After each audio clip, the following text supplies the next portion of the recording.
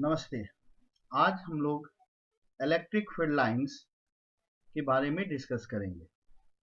पिछले 3 दिनों से जो हम लोगों ने डिस्कस किया हुआ है इलेक्ट्रिक फील्ड तक, आज उसके आगे इलेक्ट्रिक फील्ड लाइंस के बारे में डिस्कस करेंगे। इलेक्ट्रिक फील्ड लाइंस है क्या? अगर हम एक यूनिट पॉजिटिव टेस्ट चार्ज को किसी भी सोर्स चार्ज के इलेक्ट्रिक फील्ड में रख देते हैं, सोर्स चार्ज पॉजिटिव भी हो सकता है, नेगेटिव भी हो सकता है, तो जो वो यूनिट पॉजिटिव टेस्ट चार्ज है जिसका डायमेंशन नेग्लिजिबली स्मॉल है, जिसमें magnitude of charge negligibly small है, वो जिस पाथ में मूव करेगा, ठीक है, वो जिस पाथ में मूव करेगा उस पाथ को हम क्या बोलते हैं? इलेक्ट्रिक फील्ड लाइंस कहते हैं। वो इमेजिनरी पाथ होता है, मगर हम उसका पिक्टोरियल रिप्रेजेंटेशन कर सकते हैं, पिक्चर बना के दिखा सकते हैं, मगर एक्चुअल में हम उसको देख नहीं सकते हैं। उसका हम लोग पिक्टोरियल रिप्रेजेंटेशन करते हैं, वो इमेजिनरी लाइन होता है। तो इलेक्ट्रिक लाइन ऑफ फोर्सेस, जिसको हम इलेक्ट्रिक फील्ड लाइंस भी कहते हैं, ठीक है, is an imaginary straight or curved path along which a unit positive test charge is supposed to move when free to do so in an electric field। जब हम उसको फ्रीली छोड़ देते हैं मूव करने के लिए, तो जिस पाथ में मूव करेगा, ठीक है, उस पाथ को, पाथ स्ट्रेट भी हो सकता है, पाथ कर्व भी हो सकता है, वो डिपेंड करता है सिचुएशन के ऊपर में, ठीक है, उस पाथ को हम क्या बोलते हैं? इलेक्ट्रिक लाइन ऑफ फोर्सेस या इलेक्ट्रिक फील्ड लाइंस, ठीक है, ये दोनों नाम सही है। अब हम लोग इलेक्ट्रिक लाइन ऑफ फोर्सेस जो होते हैं या इलेक्ट्रिक फील्ड लाइंस है, उसको हम लोग फिजिकली एग्जिस्ट नहीं करता, फिजिकली जो है वो एग्जिस्ट नहीं करता है, उसको हम लोग पिक्टोरियल रिप्रेजेंटेशन कर सकते हैं, मगर वो रियल सिचुएशन को बतलाता है, ठीक है। तो electric line of forces do not physically exist but they represent real situation, ठीक है। तो यहाँ पर देखिए, हमें यहाँ पर बना के दिखा रहे कैसा हो सकता है। एक स्ट्रेट लाइन है और दूसरा हम कर्व दिखाए हैं, ये दोनों तरह का इलेक्ट्रिक लाइन ऑफ फोर्सेस हो सकता है, ठीक है। अब अगर हम देखना चाहते हैं इलेक्ट्रिक फील्ड के डायरेक्शन के बारे में, तो अगर हम लोग इलेक्ट्रिक लाइन ऑफ फोर्सेस के ऊपर टेंजेंट ड्रॉ कर देते हैं, जिस पॉइंट पर भी हम टेंजेंट ड्रॉ करेंगे, उस पॉइंट पर जो टेंजेंट का डायरेक्शन होगा वही डायरेक्शन होता है इलेक्ट्रिक लाइन ऑफ फोर्सेस का, ठीक है। अभी हम इसमें बना के दिखाने जा रहे हैं आपको इलेक्ट्रिक लाइन ऑफ फोर्सेस। अगर चार्ज हमारा पॉजिटिव है और अगर हमारा चार्ज नेगेटिव है तो कैसा होगा, ये पॉइंट चार्जेस के लिए है। ध्यान दीजिएगा, यहाँ हम वेक्टर से नोटेशन कर रहे हैं, ये वेक्टर है, ये बनता हुआ नहीं दिखा है लाइन ऑफ फोर्सेस, अभी हमारे अगले स्लाइड में आपको दिख जाएगा, ठीक है। ये वेक्टर के टर्म में हम डिनोट किए हैं। आप देख रहे होंगे कि वेक्टर का साइज धीरे धीरे धीरे छोटा होते जा रहा है, जैसे जैसे दूर जा रहा है। अगर आप देखते हैं यहाँ पर इसका लेंथ ज्यादा है, यानी कि यहाँ पर मैग्नीट्यूड ज्यादा है इलेक्ट्रिक फील्ड का, ठीक है। लेंथ कम हुआ, मैग्नीट्यूड कम हुआ, लेंथ और कम हुआ, मैग्नीट्यूड और कम हुआ, लेंथ कम होते जा रहा है। इसी तरीके से अगर हम Q इज लेस देन 0 के लिए बनाते हैं तो उसका भी इसी टाइप से बनेगा, बट इसमें देखो एरो का डायरेक्शन जो है वो अंदर की तरफ आ रहा है, ठीक है। तो यहाँ पर रिप्रेजेंट जो हो रहा है वो इलेक्ट्रिक फील्ड हो रहा है in terms of field vectors. Field vector के टर्म में हम इलेक्ट्रिक फील्ड को रिप्रेजेंट कर रहे हैं Q ग्रेटर देन 0 के लिए और Q लेस देन 0 के लिए। Size of arrow represents the strength of electric field, मतलब एरो का अगर साइज ज्यादा है तो वहां पर स्ट्रेंथ ज्यादा होगा, अगर एरो का साइज कम है तो वहां पर स्ट्रेंथ कम होगा। मगर जब हम इलेक्ट्रिक लाइन ऑफ फोर्सेस बनाते हैं तो वो बिल्कुल सीधा बनेगा, जैसा आप यहाँ पर देख रहे हैं। अगर Q ग्रेटर देन 0 के लिए बनाते हैं, सिमिलरली Q लेस देन 0 के लिए बनाते हैं तो इस तरह से बनेगा, ठीक है। तो ये जो है रिप्रेजेंट कर रहा है, नीचे के जो डायग्राम आप देख रहे हैं दोनों, उसमें रिप्रेजेंट कर रहा है electric field in terms of field lines, ठीक है। ये इजी वे ऑफ ड्राइंग होता है और इसी को हम लोग बोलते हैं इलेक्ट्रिक फील्ड लाइंस या इलेक्ट्रिक लाइन ऑफ फोर्सेस। अगर हम आगे बना के देखना चाहते हैं दो लाइक या अनलाइक चार्जेस के कारण में, ठीक है, तो कैसा बनेगा वो देखते हैं।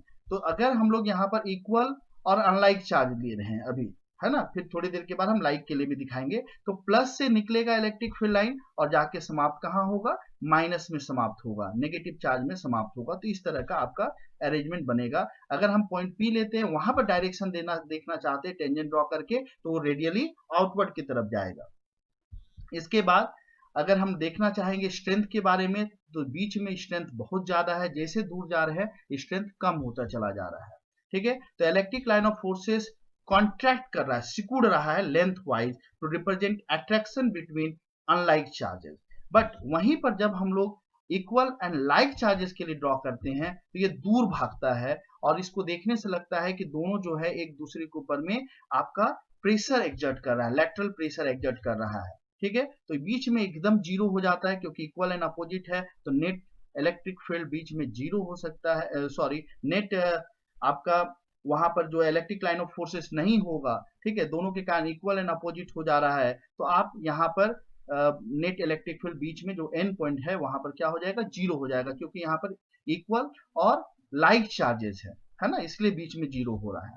ठीक है, इसके लिए भी हम बना के देख लेते हैं। Electric line of forces exerts lateral pressure to represent repulsion between two line like charges. तो अगर सपोज कीजिए इलेक्ट्रिक फील्ड लाइन्स या इलेक्ट्रिक लाइन ऑफ फोर्सेस सिकुड़ रहा है, तो आप समझ जाइए कि वहां पर अनलाइक चार्जेस हैं, और अगर लैटरल प्रेशर एक्सर्ट कर रहा है तो वहां समझ जाइए कि वहां पर लाइक चार्जेस हैं। ठीक है, इस बात का ध्यान रखेंगे। इसके बाद अगर हम देखना चाहते हैं electric line of forces uniform field में कैसा होगा। यूनिफॉर्म फील्ड कब होगा, जब दोनों साइड इक्वल और अपोजिट चार्जेस हैं, एक प्लेट में पॉजिटिव है तो दूसरे प्लेट में नेगेटिव चार्ज है, और जितना एक में पॉजिटिव है उतना ही दूसरे में नेगेटिव है। ठीक है, तो उसके कारण यूनिफॉर्म इलेक्ट्रिक फील्ड बना। तो यूनिफॉर्म इलेक्ट्रिक फील्ड में इलेक्ट्रिक फील्ड लाइंस जो है, इलेक्ट्रिक लाइन ऑफ फोर्सेस जो है वो बिल्कुल सीधा रहेंगे। अब हम लोग जो मोस्ट इंपॉर्टेंट चीज है इलेक्ट्रिक फील्ड लाइंस का, वो है उसकी प्रॉपर्टी को जानना। ठीक है, मैं आपसे 12 प्रॉपर्टी अभी डिस्कस करूंगा, एक एक करके ध्यान से इसको सुनेंगे, और ये 12 प्रॉपर्टीज बहुत इंपॉर्टेंट है इलेक्ट्रिक फील्ड्स को समझने के लिए, इलेक्ट्रिक फील्ड लाइंस को समझने के लिए। पहला प्रॉपर्टी क्या है, इलेक्ट्रिक लाइन ऑफ फोर्सेस जो होते हैं, इलेक्ट्रिक फील्ड लाइंस जो होते हैं, are imaginary line. Imaginary line का मतलब हम ये काल्पनिक होता है, इसका हम पिक्टोरियल रिप्रेजेंटेशन कर सकते हैं, मगर वो रियल सिचुएशन को बतलाता है, मगर हम इसको देख नहीं सकते हैं। A unit positive charge placed in electric field tends to follow a path along the field line if it is free to do so। जैसा कि हम आपको डेफिनेशन में बताएं कि अगर हम एक यूनिट पॉजिटिव टेस्ट चार्ज को रखते हैं तो जिस पाथ में वो मूव करता है, पाथ में भी स्ट्रेट और कर्व, जिस रास्ते में वो मूव करता है उस रास्ते को हम इलेक्ट्रिक फील्ड लाइंस कहते हैं। इसके बाद तीसरी प्रॉपर्टी में हम देखिए यहाँ पर दिखाई भी है हम आपको कि ये जो आप +1 कूलम देखेंगे, यहां पर देखिएगा ध्यान से, यहां से इधर की तरफ मूव करेगा। यहां पर अगर हम कोई चार्ज रख दिए हैं, ठीक है, तो वो कैसे मूव करता है, +1 कूलम हम लिखे हैं, मगर +1 कूलम जो है वो टेस्ट चार्ज नहीं है, ऐसी चार्ज लेकर के बताया गया है। ठीक है, तीसरा, इलेक्ट्रिक लाइन ऑफ फोर्सेस जो होते हैं वो ऑरिजिनेट करते हैं पॉजिटिव चार्ज से, ठीक है, और टर्मिनेट करता है नेगेटिव चार्ज में। बात समझ में आया, electric line of forces originate करते हैं पॉजिटिव चार्ज से और टर्मिनेट करते हैं, कहां पर टर्मिनेट करते हैं, नेगेटिव चार्ज में। ठीक है, पॉजिटिव से निकल करके अगर आप देखेंगे, पॉजिटिव से निकल करके वो किधर की तरफ टर्मिनेट करता है, नेगेटिव की तरफ टर्मिनेट करता है। एक बार फिर से देख लीजिए, यहां पर ध्यान से देखेंगे, पॉजिटिव से निकल रहा है और कहां टर्मिनेट कर रहा है, नेगेटिव चार्ज में टर्मिनेट कर रहा है। अगर हम टेंजेंट ड्रॉ करते हैं इलेक्ट्रिक फील्ड लाइंस के ऊपर किसी भी पॉइंट पर, that tangent will give you the direction of electric field। वो टेंजेंट क्या देता है, डायरेक्शन ऑफ इलेक्ट्रिक फील्ड बताता है उस पॉइंट पर। ठीक है, जैसा आप देखेंगे ये कर्व टाइप का बना हुआ है, अगर हम किसी भी पॉइंट पर मान लेते हैं एक पॉइंट P के पास देखना चाहेंगे तो वहां पर टेंजेंट ड्रॉ करेंगे, तो वो जो टेंजेंट हम ड्रॉ करेंगे वो टेंजेंट क्या बतलाएगा, डायरेक्शन बताएगा उस पॉइंट पर इलेक्ट्रिक फील्ड का।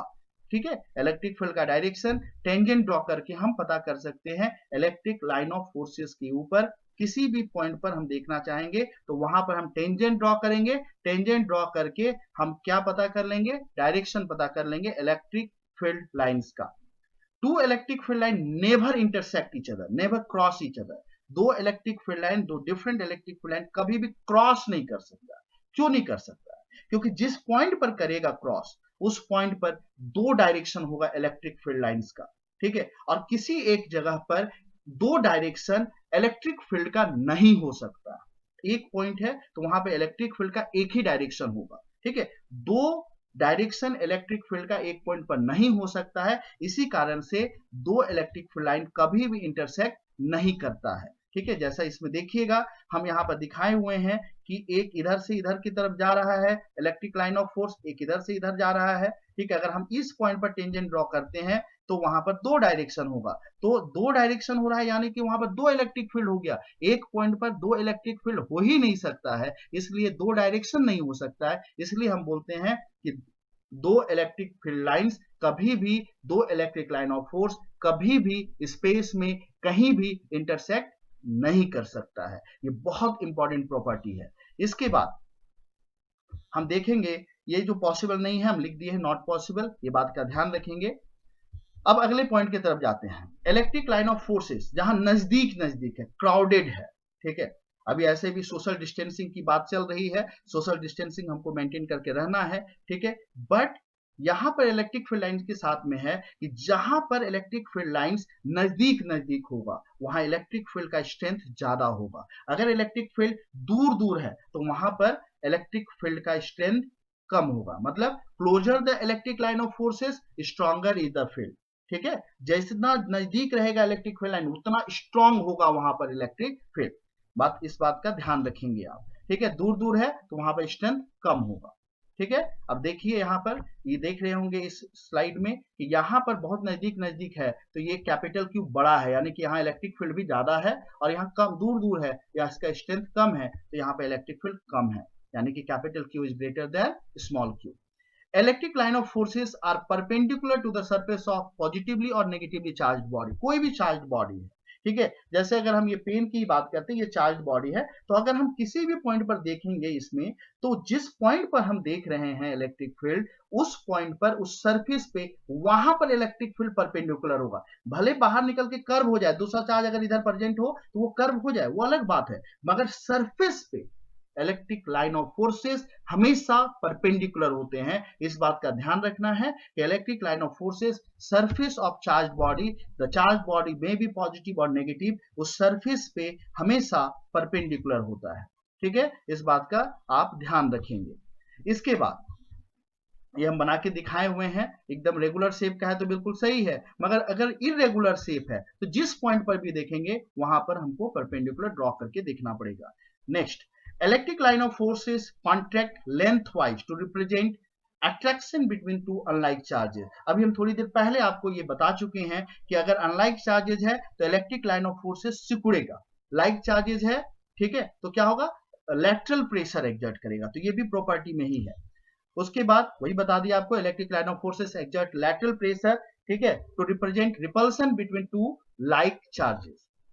अब हम 10वें प्रॉपर्टी में जाते हैं, the number of lines per unit cross sectional area perpendicular to the field line, that means density of line of forces. जो number of electric field line per unit area होता है कहीं पर भी वो डायरेक्टली प्रोपोर्शनल होता है magnitude of intensity of electric field in that region. मतलब कहीं पर यदि number of electric field lines बहुत ज्यादा है तो इसका मतलब ये होगा वहां का स्ट्रेंथ ज्यादा है। किस चीज का स्ट्रेंथ ज्यादा है, इलेक्ट्रिक फील्ड का स्ट्रेंथ ज्यादा है। Number of electric field lines per unit area अगर ज्यादा है तो स्ट्रेंथ ऑफ इलेक्ट्रिक फील्ड ज्यादा होगा। Number of electric field lines per unit area अगर कम है तो स्ट्रेंथ ऑफ इलेक्ट्रिक फील्ड कम होगा। ठीक है, electric line of forces do not pass through a conductor. Electric line of forces कभी भी कंडक्टर से पास नहीं करता है, ये बात ध्यान रखिएगा। कंडक्टर के अंदर इलेक्ट्रिक फील्ड हमेशा जीरो होता है। ये हम आपको, अभी बारिश का सीजन शुरू होने वाला है, एक और बात बता देना चाहते हैं कि अगर आप कार में बैठे हुए हैं, बस में बैठे हुए हैं और लाइटनिंग हो रहा है, बिजली कड़क रही है, ठीक है, तो आप अगर कार के अंदर ही बैठे रहते हैं तो आप सेफ हैं बनिस्पत की बाहर, ठीक है, किसी पेड़ के नीचे, क्योंकि अगर बिजली वहां पर गिरती है तो वैसी स्थिति में कार के अंदर, क्योंकि कंडक्टर है, कंडक्टर के अंदर इलेक्ट्रिक फील्ड जीरो होता है, किसी भी तरह का कोई भी हानि हमको नहीं होगा, कोई नुकसान नहीं पहुंचेगा। मगर बाहर है, पेड़ के नीचे अगर खड़े होते हैं बचने के चक्कर में तो वहां हमें हानि हो सकती है। ठीक है, इस बात का ध्यान रखेंगे। कंडक्टर के अंदर हमेशा इलेक्ट्रिक लाइन ऑफ फोर्सेस जो होता है वो प्रेजेंट कभी नहीं होता है, इलेक्ट्रिक फील्ड हमेशा कंडक्टर के अंदर जीरो होता है। मगर इंसुलेटर अगर डाइलेक्ट्रिक है तो उसके अंदर इलेक्ट्रिक फील्ड जीरो नहीं होता है, इस बात का भी ध्यान रखेंगे। तो हम खैर इसमें कंडक्टर लेकर के दिखा रहे हैं, अगर कोई सॉलिड या हॉलो कंडक्टर लेते हैं तो ऐसी स्थिति में जो फेस कंडक्टर का पॉजिटिव चार्ज की तरफ है उधर नेगेटिव चार्ज डेवलप कर जाता है, और जो नेगेटिव चार्ज की तरफ है उधर पॉजिटिव चार्ज डेवलप कर जाता है, जैसा कि हम यहाँ पर दिखा रहे हैं। इधर नेगेटिव चार्ज बना हुआ है और इधर पॉजिटिव चार्ज बन गया है, मगर अंदर में कोई भी इलेक्ट्रिक फील्ड नहीं होता है। अंदर में इलेक्ट्रिक फील्ड जीरो होता है। Electric line of forces never pass through a conductor, ये बात ध्यान रखेंगे, ठीक है। और इसको इलेक्ट्रोस्टैटिक शील्डिंग भी कहते हैं। इसके बाद electric line of forces can pass through insulators. धन्यवाद। उम्मीद करता हूं कि आपको आज का वीडियो पसंद आया होगा। मैं पुनः कल एक नए वीडियो इसके आगे के टॉपिक्स को डिस्कस करते हुए लेके आऊँगा। आप इसे ध्यानपूर्वक एक बार देख लें और समझने की कोशिश करें। धन्यवाद।